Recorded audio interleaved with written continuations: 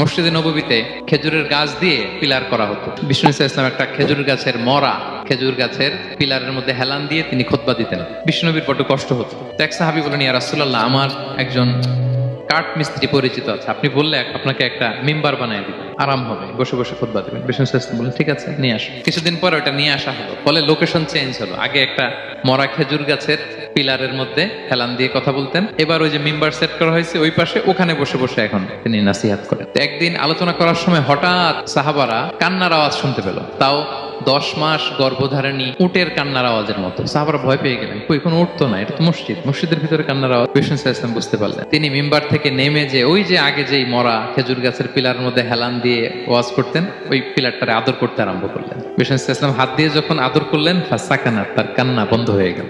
আজ ওই জায়গাটা চিহ্নিত করা আছে। এটাকে বলে মসজিদে নববীতে আল উসতুয়ানাতুল হান্নান। হান্নান মানে কাঁদে এমন পিলার।